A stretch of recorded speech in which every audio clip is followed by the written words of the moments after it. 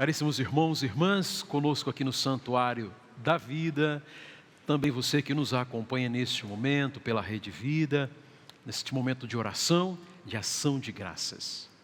Eu não sei o que vocês sentiram no coração quando Jesus falava esse Evangelho, mas me dá vontade de continuar a experimentar este momento de louvação de Jesus.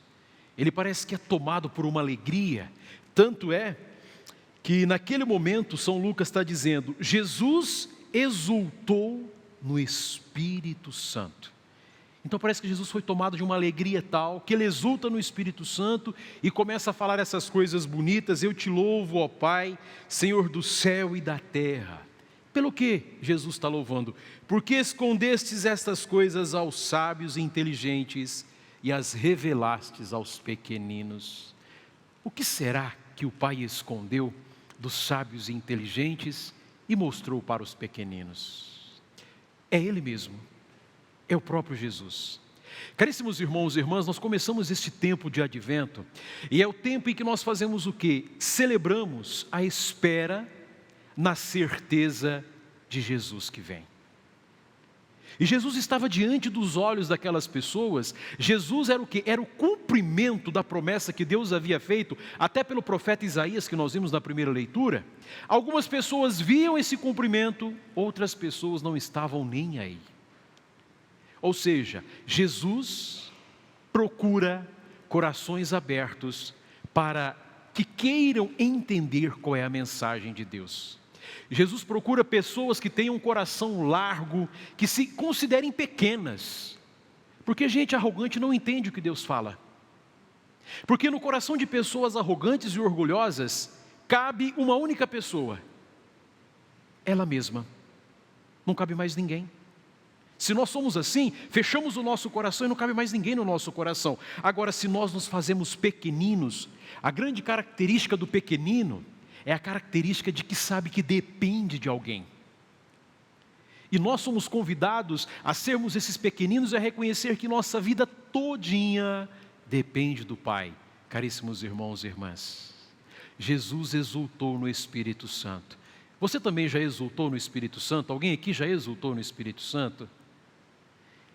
Corresponde talvez a viver uma alegria de alguma coisa que não está fora, mas uma alegria de alguma coisa que está dentro. É aquela alegria que o coração parece que vai sair do peito, não sei se vocês sentiram isso, parece que não é a paixão não. É aquela alegria, parece que o coração vai sair do peito e você tem aquela certeza absoluta, Deus está comigo, é Ele o causador desse meu sentimento. Sim, meus irmãos e minhas irmãs, quando Jesus exulta no Espírito Santo, Ele demonstra essa alegria que tem muita força na ressurreição.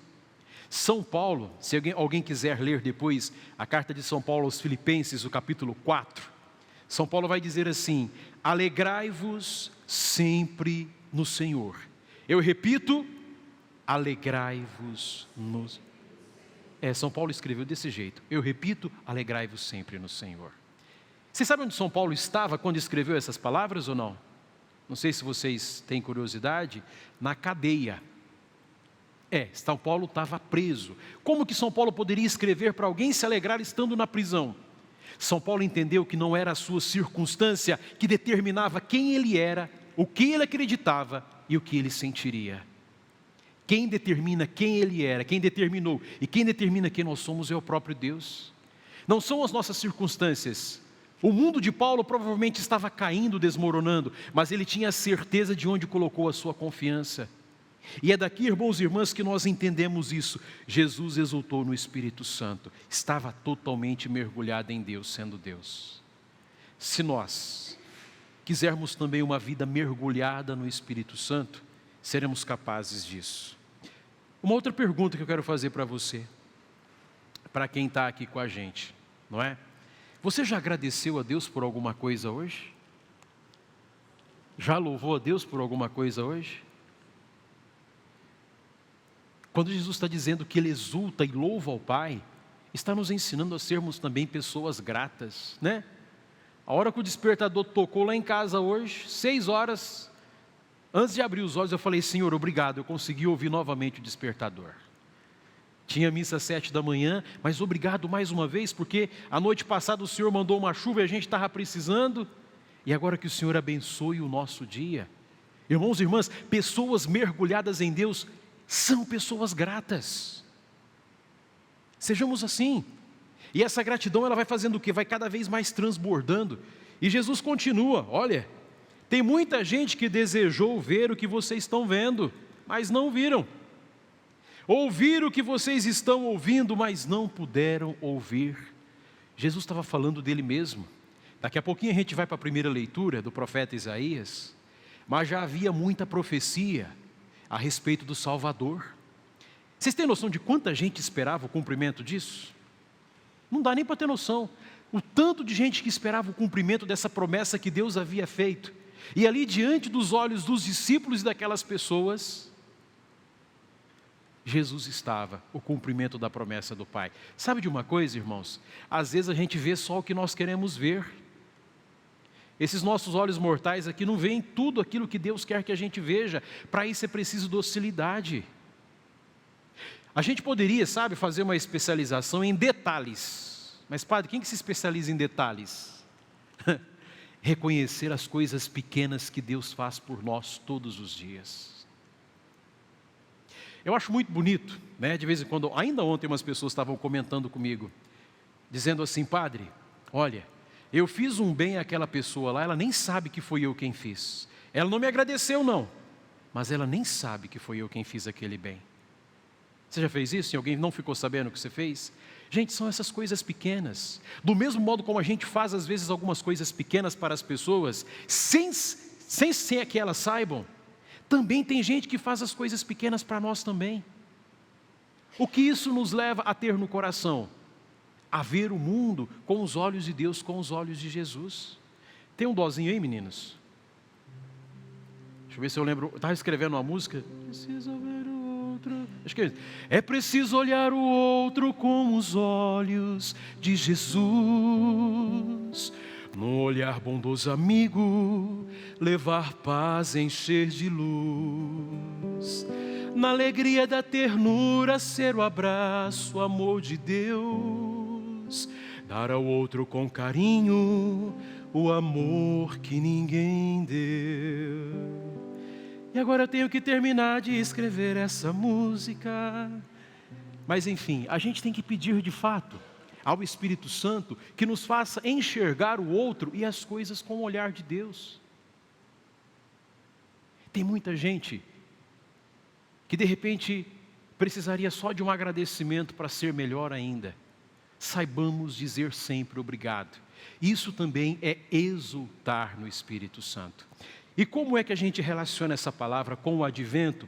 Esse período tão bonito, irmãos e irmãs, que nós começamos a partir do último domingo, que marca a nossa preparação para o Natal. O advento é o nosso tempo de exultação contida. Sabe aquela alegria que a gente tem, mas ainda não manifesta? Fica um pouquinho escondida, mas você sabe que haverá um momento de que ela vai sair. Tanto é que nas nossas missas a gente não está cantando mais o hino de louvor. Só vamos cantar o hino de louvor no Natal. Por quê? Porque a gente está contendo essa alegria da certeza de Cristo que vem, para que lá no Natal a gente coloque tudo isso para fora. Sim, nós estamos aqui celebrando o tempo de advento na espera. E como é bom esperar uma certeza. Tem gente que espera na dúvida. O que é esperar na dúvida? Você não sabe se vai acontecer aquela espera tua. E aí quando frustra você fica triste. Não, a nossa espera é a espera da certeza, porque nós sabemos que nosso Senhor virá. E existem muitos modos, né, da gente viver uma espera. Olha aqui o que o profeta Isaías nos diz. O profeta é fantástico. Ele começa a falar de como seria esse Messias. E aí ele diz assim: no temor do Senhor encontra o seu prazer. Ele não julgará pelas aparências que vê, nem decidirá somente por ouvir dizer, mas trará justiça para os humildes e uma ordem justa para os pacíficos. É comum nós cristãos fazermos um propósito para celebrar o Natal, um propósito de melhoria interna da fé. Que tal a gente fazer esse propósito não julgar pelas aparências que vemos. E nem decidirmos alguma coisa porque a gente ouviu alguma coisa do irmão.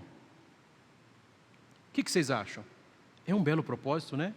A gente julga os outros com tanta facilidade? Não. Para pessoas que querem exultar no Espírito Santo e viver uma alegria que não está fora, mas é dentro, essas pessoas procuram ser como Jesus. Elas procuram ser mais dóceis. Elas não julgam os outros. Elas amam os outros. E aí sim, irmãos e irmãs, essa nossa espera, essa nossa exultação, esse advento, poderá se traduzir como que num amado que espera sua amada, ou numa amada que espera o seu amado. O nosso amado é o Senhor, e por isso eu quero concluir essa reflexão com alguns versículos do Cântico dos Cânticos.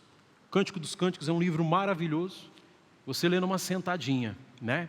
Então eu trouxe alguns versículos aqui para retratar um pouco dessa nossa espera por Jesus que vem.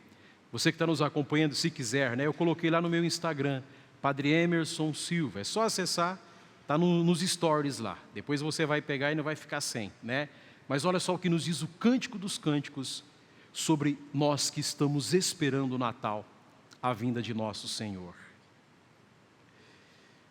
Em meu leito, durante a noite, procurei o amor da minha vida, procurei-o e não o encontrei. Vou, pois, levantar-me e percorrer a cidade, pelas ruas e praças. Encontraram-me os guardas que faziam ronda pela cidade. Acaso vistes vós o amor de minha alma? Pouco depois de ter passado por eles, encontrei afinal o amor de minha alma. Segurei-o e não o soltarei. Eu durmo, mas o meu coração vigia. Um barulho é a voz do meu amado batendo. Abre-me, ó minha irmã, ó minha amiga, minha pomba, meu tudo. Eu sou para o meu amado e meu amado é para mim. Ele me apacenta entre os lírios. Amado meu, venha. Amado meu, venha. Que chegue logo o Natal. Que chegue logo o nosso Senhor. Que chegue logo o nosso amado. Para transformar definitivamente as nossas vidas.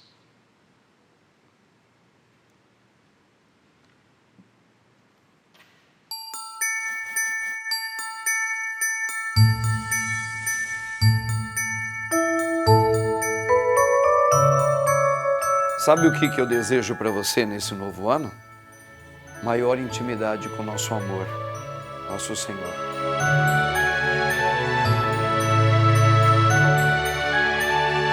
Faça isso.